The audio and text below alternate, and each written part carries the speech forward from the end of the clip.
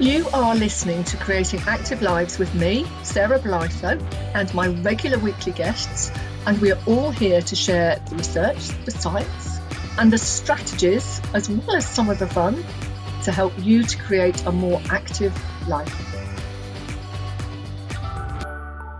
Hello, and welcome to this episode of Creating Active Lives with me, Sarah Blytho, and my guest, Professor Anna Campbell, MBE. Anna is a professor in clinical exercise science at Edinburgh Napier University and has worked in the field of exercise oncology, so exercise and cancer, since 2001. Anna's been really instrumental in the implementation of evidence-based exercise program for people and has published over 60 peer-reviewed research papers plus 3 educational book chapters on the subject of cancer and exercise. And I'll make sure all the links for those are available.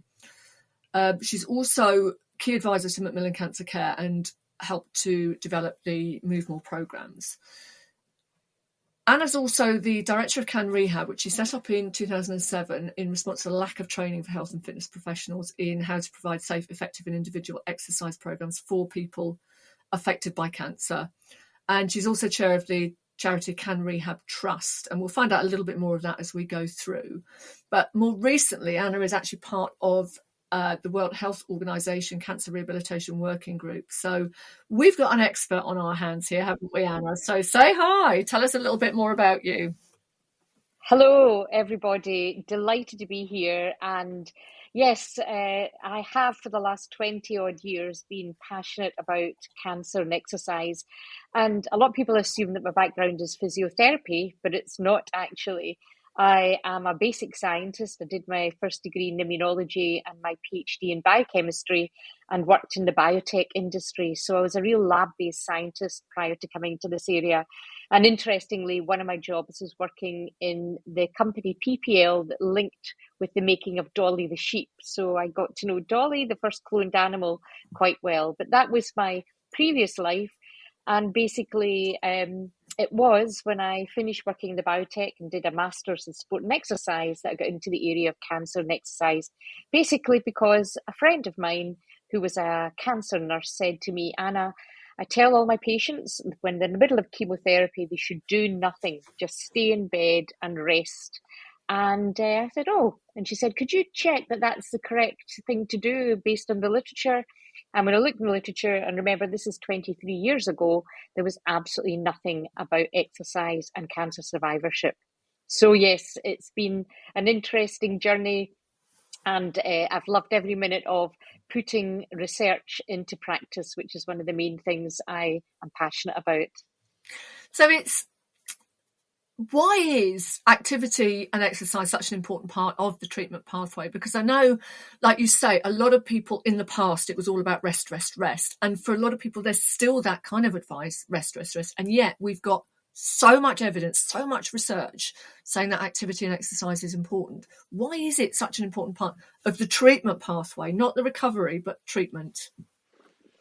Yes, and it has been a big issue that people prior to research thought that resting when you're in the middle of something like chemotherapy or radiotherapy, hormone treatments, or some of the new targeted therapies, that the best thing would be that you do nothing. But there's been so many high quality randomized controlled trials where half of the people get the exercise during the treatment and the other half don't, to show the benefits. And the biggest benefits during treatment are that it reduces fatigue. Now, cancer-related fatigue is very debilitating. It's not like any normal tiredness, and it is very, very common during treatment. So a lot of people would think the last thing you should do is be active, but in fact, the opposite is the case. That if you, on certain times of your treatment, when you're feeling okay, you do exercise, it really has a palliative effect on fatigue. In other words, you do sleep better and you feel better.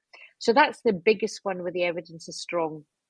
But the other areas, particularly that I've been involved in, is that it can help improve your cardiorespiratory fitness during treatment and your muscle mass, because it's not a case of when you're on treatment that you're going to get fitter and stronger, But if you are active, the decline that can really and mostly happens during treatment is reduced. So instead of losing a lot of cardiorespiratory fitness, you might just lose a little.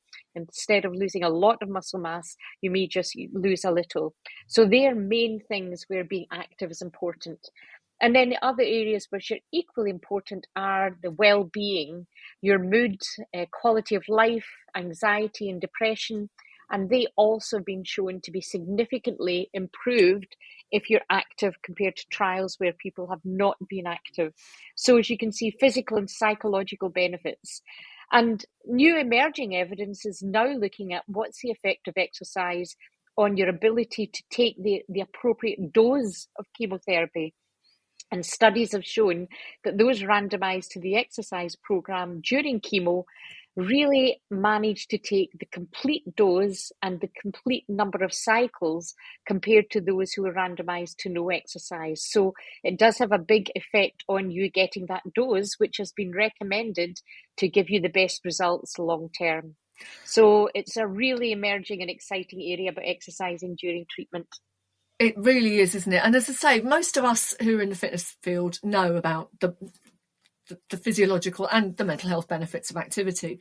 But actually, when it comes to supporting treatment and helping people be more compliant with their treatment and complete it, that's got to be something that needs to be out there and well known.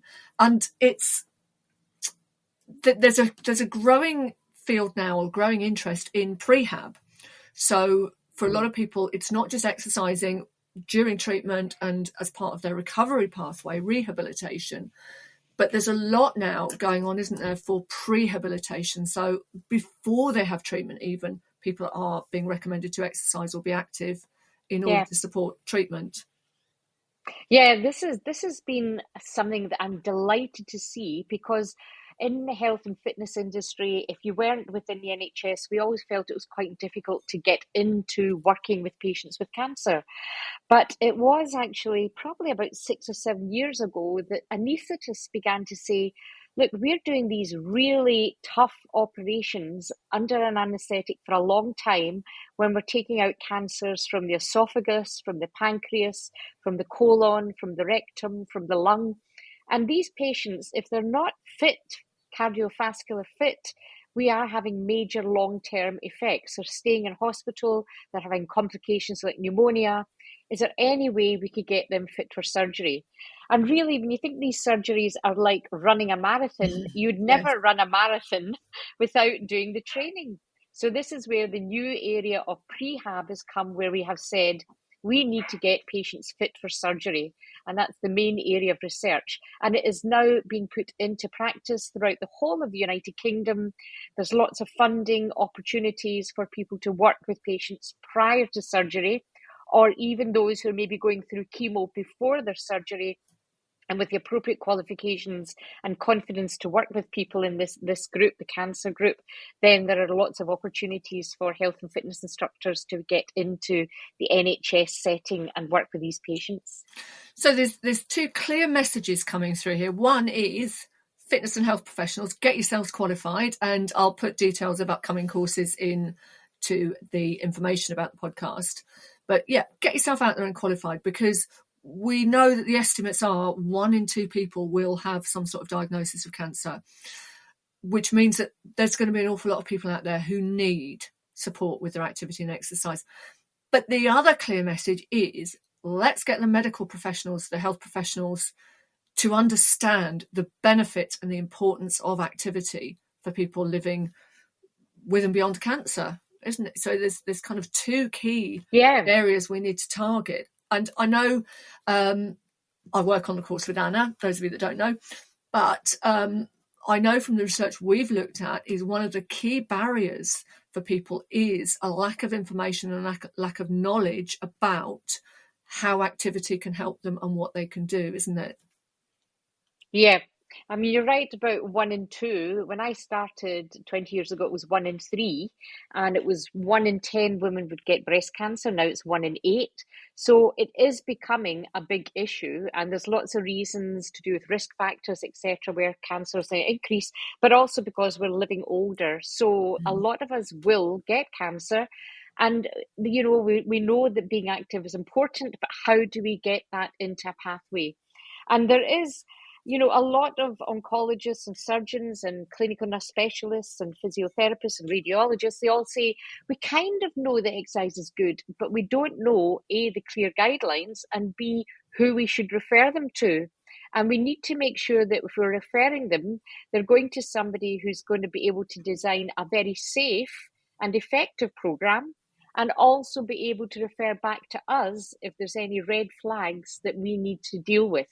And that's where getting these qualifications, which are different for different health professionals or fitness instructors or volunteers, but getting that appropriate qualification will help the health and medical professionals say, okay, I'm confident that I can now refer because I don't really have the time to do that. So that's one of the big messages definitely we have to get across. And as you say, that barrier of the lack of pathway, I would Yeah, say is the main thing. it is. And there's, as part of the care pathway now, all patients have an assessment or a treatment plan. And what we'd really like to see is activity advice being given or being offered as early as possible so that people see it as part of their treatment, as part of their recovery, rather than something to think about once they're through, which by that stage, chances are it's kind of Yeah. forgotten. So, Yes. but we need more awareness amongst people diagnosed with cancer to say, okay, what about activity? What can I do? Where can I go? Who can I talk to about that? Yeah. So, if we make it a much more known benefit for cancer treatment, then hopefully people will start asking more about it. So Yeah, and just to say in that the oncologists and surgeons are busy, and their yeah, aim is to cure. But the more we're teaching and learning from an academic, the research side, as an immunologist and a biochemist, we're learning that exercise may actually improve the chemotherapy in that it gets into the tumor better. It boosts the immune cells in the tumor to kill them. So there's now real reasons that actually you can see that exercise is a drug that can actually mm, be helped to reduce the tumor and cure. And I think that message is coming across. And for example, in Denmark, everybody during chemo gets exercise as part of their treatment. It's not an add-on, and it's not a thing. And Katie Schmitz, Professor Katie Schmitz at the ACSM, gave a great talk where she said, could you imagine an oncologist saying now, would you like a little bit of chemo, yes or no? Maybe we can think about it. They know that chemotherapy is important. And so really, that is the exact same message you should be having for exercise. This is going to help you. Let's see how we can work out the best way to deliver this for you. and that's the thing, isn't it? It's not saying, right, exercise is good for you, go off to your local leisure centre or gym. It's okay, what's going to work for you? Is it going to be home-based, online, local, at the clinic, at the facility where they're having any treatment? We need to be integrating activity into lifestyle a lot more. And that's something I think the more of us fitness professionals out there who are qualified, the more we can actually offer opportunities that suit people. Because, like you say, fatigue's a big issue, but also for people, treatment appointments can be a major barrier. So the more accessible activity is, even if it's, going for a walk around the hospital grounds, the Yeah. more likely people are to do it. And again, anyone who knows me knows I'll bang on about this all the time, but it's, start where they are, start where your client is. If they're doing nothing, start with small amounts of activity, build up gradually, build up as tolerated, which I know is something we use a lot, isn't it? When we talk about fatigue, exercise should energize you. It should be as tolerated, not something that you end up wiped out from. But it's for people who Yeah. aren't active, it's finding what works for them, what feels okay, what feels good. And that's, again, Yes. something that we need that message that, some is better than none. I agree. And And you've hit on something that I always say, it has to be individualized, because, people, there are over 200 different cancers, and every single person may get a different type of treatment regime, and they may respond to that treatment regime differently. They may have, prior to this, never exercised and they're starting off, or they may be an athlete, they may be older or younger. So all these things have to be taken into consideration. But most importantly, it has to be fun. It has to yes, be something they want to do. And that's where sometimes they don't know that something's going to be fun. They think, oh my God, a circuit class, that's not for me. But I've had loads of times where people come along and they've absolutely loved it. So there is some kind of mixer there, but I think the individualization is very important. So that's where it is different from a medicine, a dose. As Sarah said, you have to start from where they are rather than trying to throw the recommended dose yeah. that we know gives the best health benefits, because you've got to make sure you start from where they are. That's And very true. and again, what you've just said is one of my huge kind of pillars, if you like, which is make it fun. Because if people enjoy it, if they go away with a smile on their face, they'll come back. Even if Yeah. they've come along to a group session and all they managed to do was the warm up, but if they've gone away with a smile on their face thinking, oh, I really enjoyed that, they'll come back. And this Yeah. is where, find out what people enjoy. Again, it's that individualization, isn't it? If they enjoy going for a walk, look at what local walks there are in the area. If they enjoy swimming and it's appropriate, which it might not be depending on the treatment, but find out what opportunities there are for that. Dragon boat racing, Pilates, all sorts of different things. It's not just what you offer as a fitness instructor, it's knowing what's available in the area that's appropriate or has an appropriately qualified instructor with them. We need to be working with our clients to find out what works for them rather than shoehorning them into something that's there.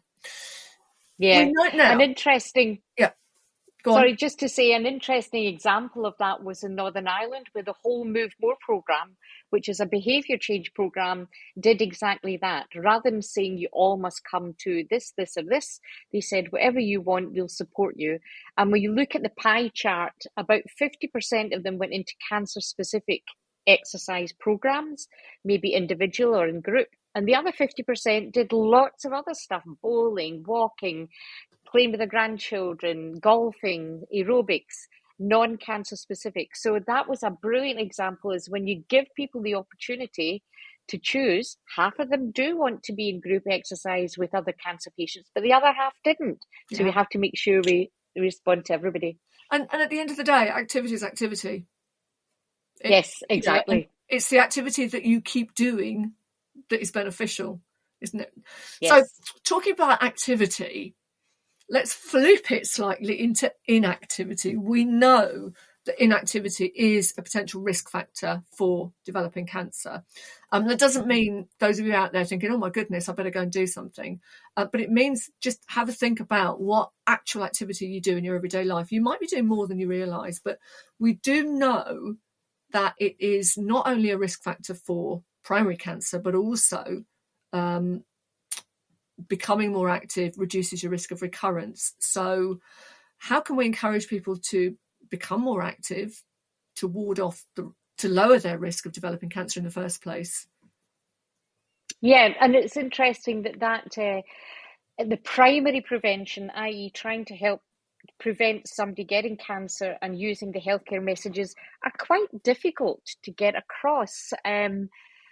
Cancer Research UK, I think, has been very good in promoting that tobacco and smoking increases your risk of getting cancer, and therefore a lot of people have stopped smoking. But the inactivity message and aligned to that, the obesity message, is not really getting across.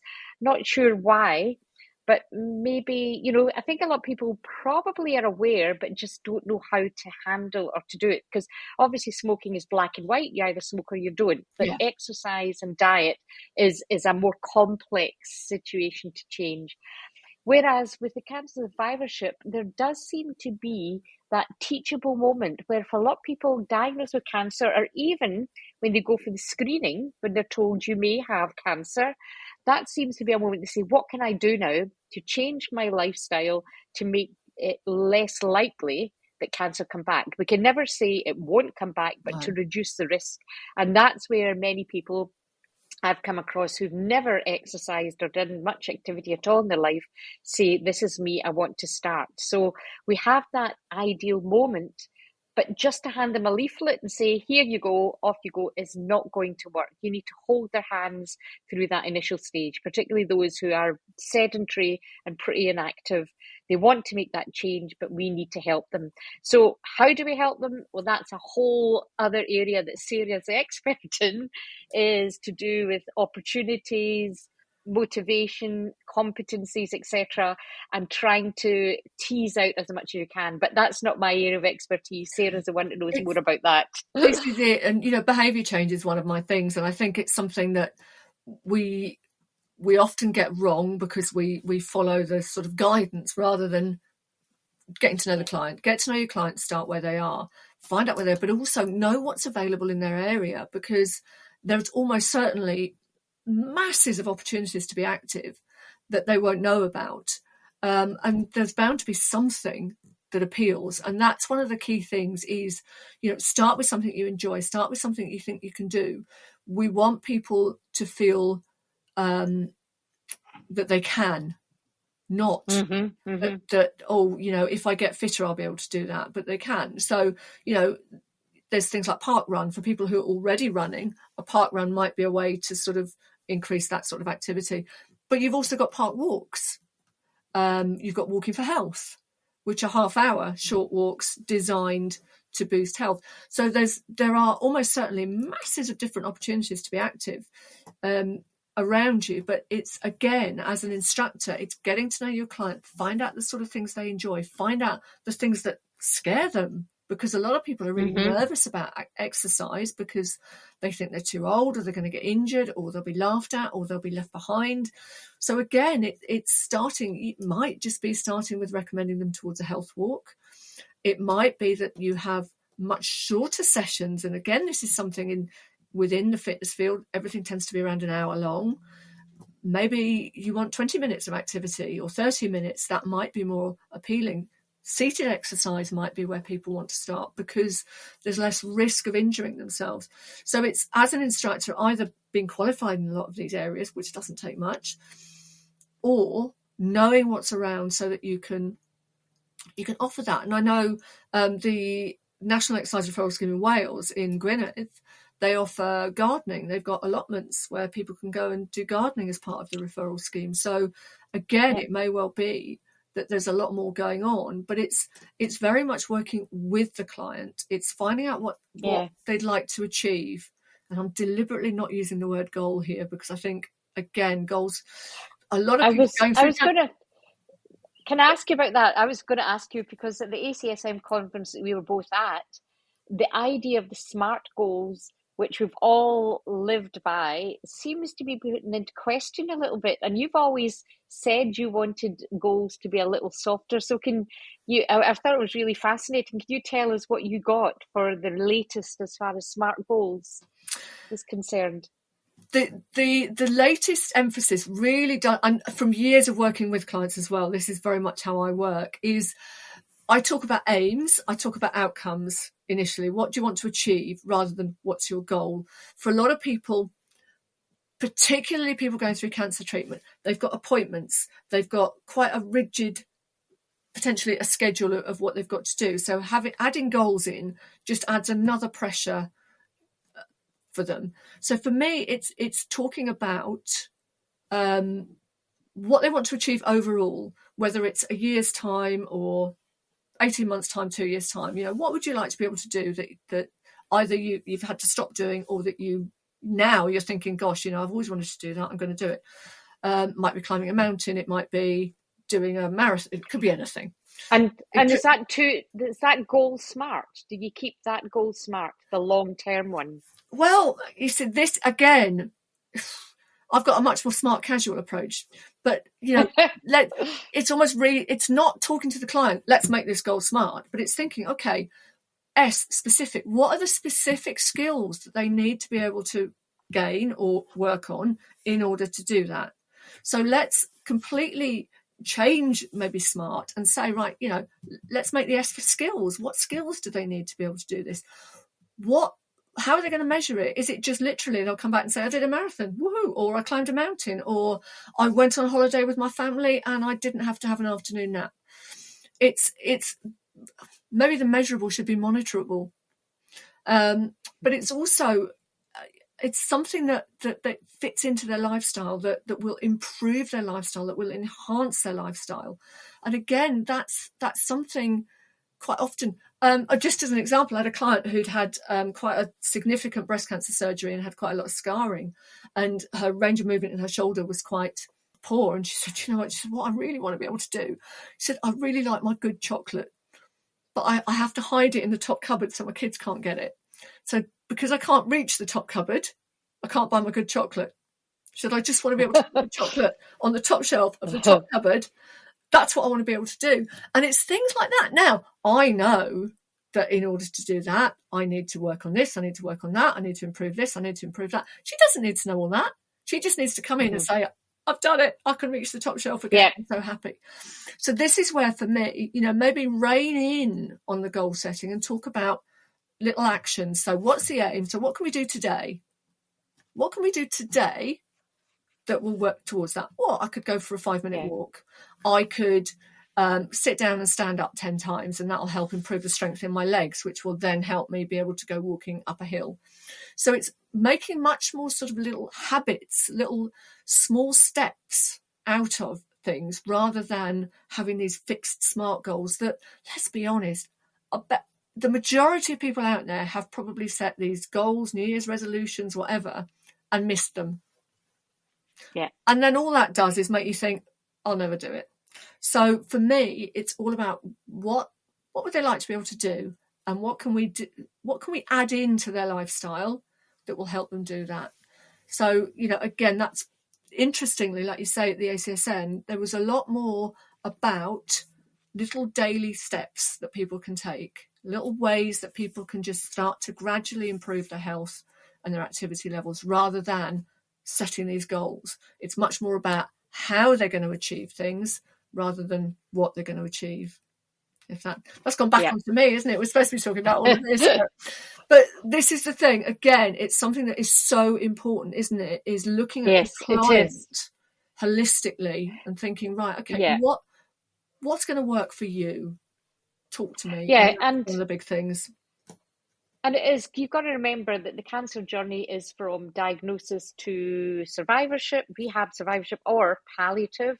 And so, different people in different stages will carry different things. I mean, I work with people who are in gyms and they're lifting weights and doing lots of resistance, to people who may be in palliative who are doing Tai Chi, Qigong. So huge range. So is there anyone that is there anyone or any stage where activity doesn't have a place?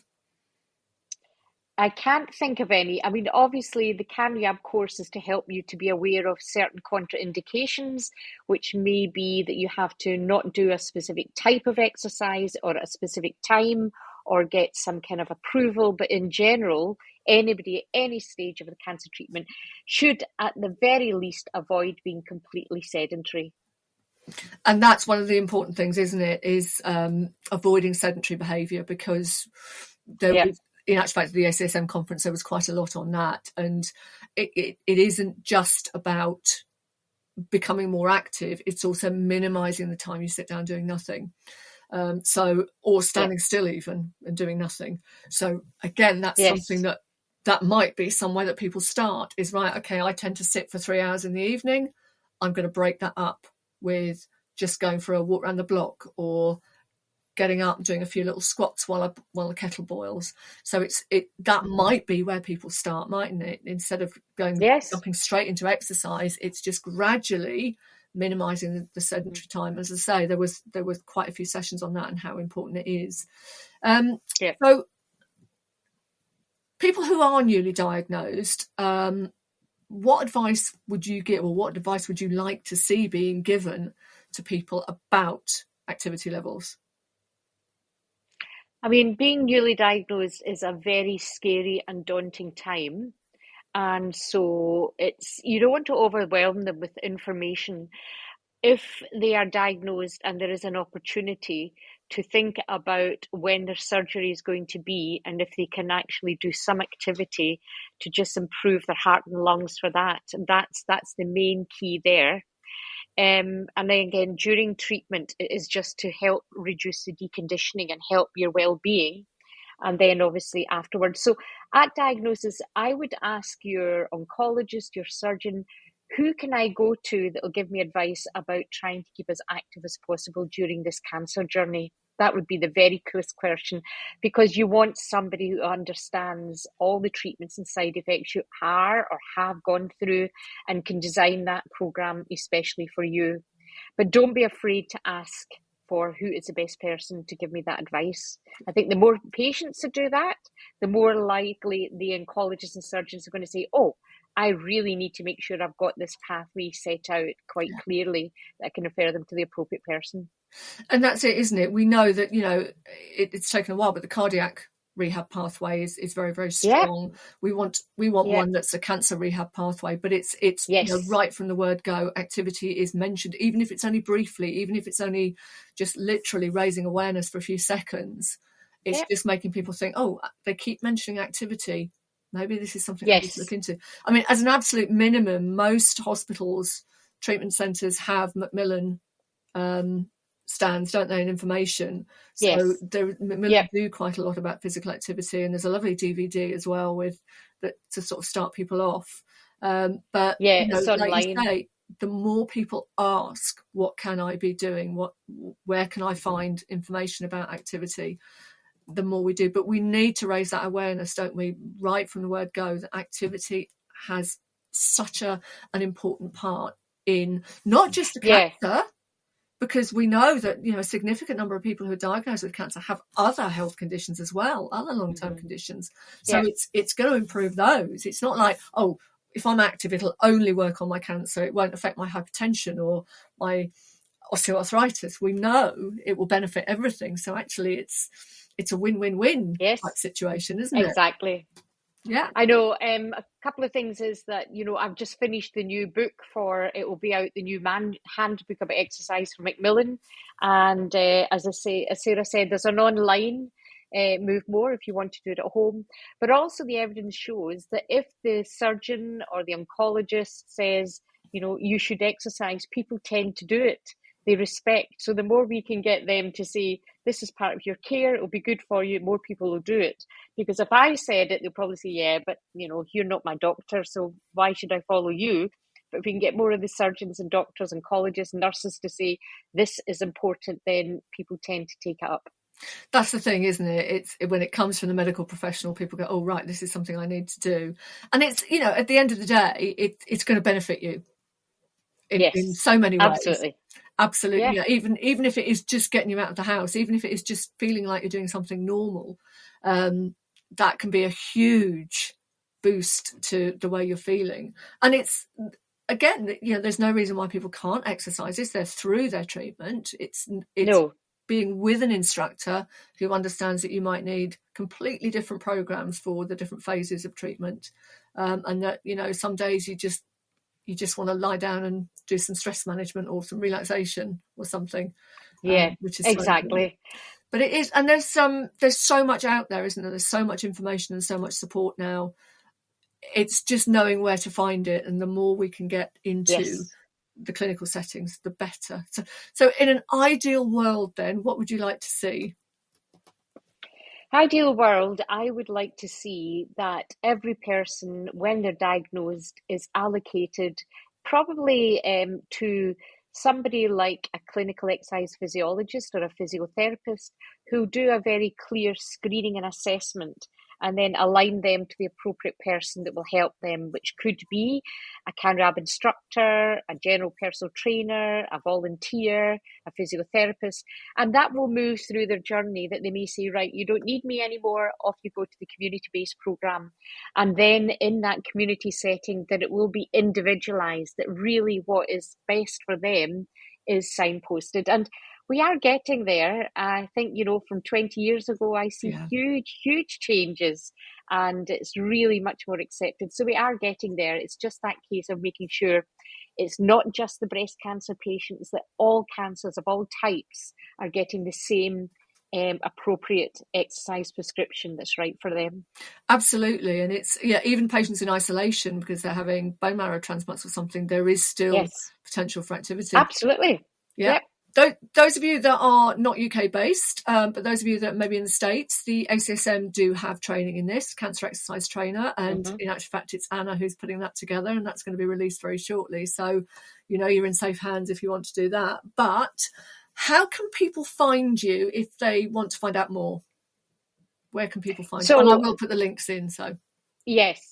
So the training company Can Rehab has its own website, and we offer a number of different types of training for fitness instructors, physical therapists or physiotherapists, and other groups as well. We've had nurses, doctors, surgeons coming on these courses.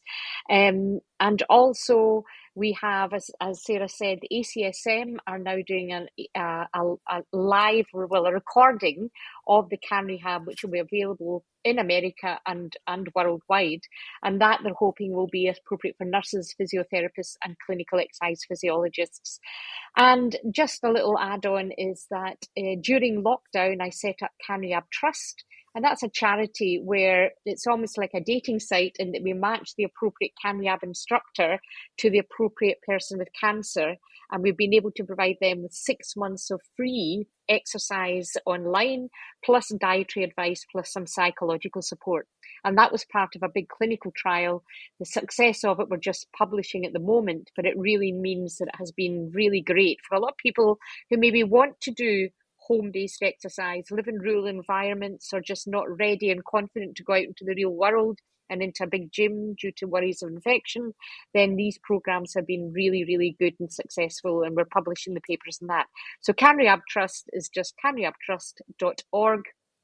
And likewise, if you want to learn more about that, as far as how to get on the register as one of the instructors, or if you want to fundraise for it, or if you are a patient that would like to be matched, all the information is on that website as well. Brilliant. Thank you so much for coming to chat today, because it is such an important one. And I suspect that you'll be back in the future as well to talk about new developments, because I know love to. It's changing all the time, isn't it? The whole field of cancer and exercise is changing as we know more and more and more.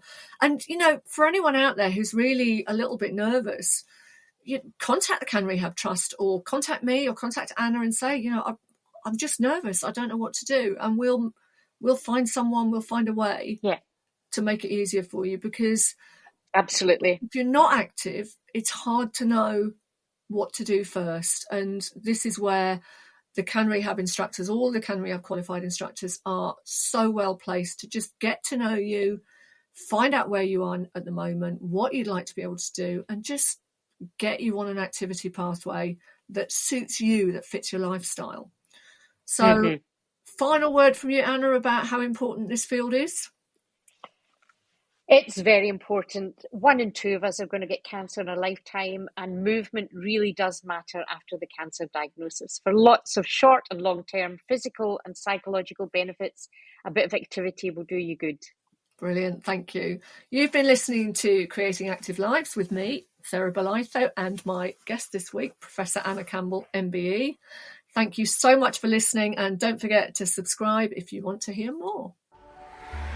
Thank you for listening to Creating Active Lives with me, Sarah Bolitho, and my guests. Join me each week for more on how to create and sustain everyday activity, and follow me online at Fitness Career Mentor or Fabulous if you're interested in career development and more on creating active lifestyles.